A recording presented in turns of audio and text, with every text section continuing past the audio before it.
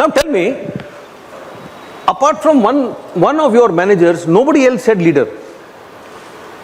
I was telling him. Now, how is it suddenly that after 4 years or 5 years, they will get promoted and sit in this chair? Suddenly leader कैसे बनेगा? There's a problem. So where does this transformation take place? You all have a contract. You would have signed a contract with SBI when you joined.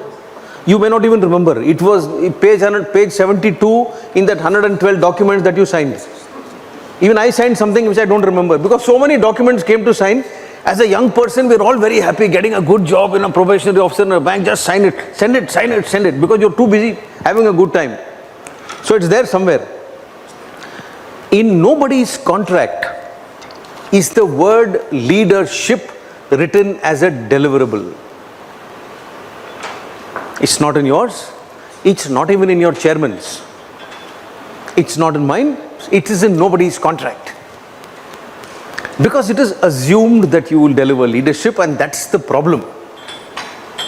You can even say that your pay will be bound to the revenue that you generate. There are many places where titles and designations and remuneration is linked in the form of commission to the business that you generate, which is fine. So you have a deliverable, 30% more per year, and then you'll keep growing. But leadership as a deliverable is not specified. So my question is, where does this transformation take place? How does suddenly one become a leader? That's the problem with leadership. My view is very simple. With designation, by being managers, by being senior managers, by being junior managers, whatever, you are vested with authority. You are responsible for your team, for your 4 branches, for your 3,000 people, for 2032. I think it's more, around 4,000. Yeah, 4. So whatever it is, X number of people, you are vested with the responsibility of looking after X branches and Y people. The issue is not about you. The issue is that everybody in the branch has a responsibility. So let me tell you, the security guard there's a beautiful ad that came sometime back, I think during Corona. And I do not know whether it was an ad for a bank or for whatever it is, but it's an outstanding advertisement.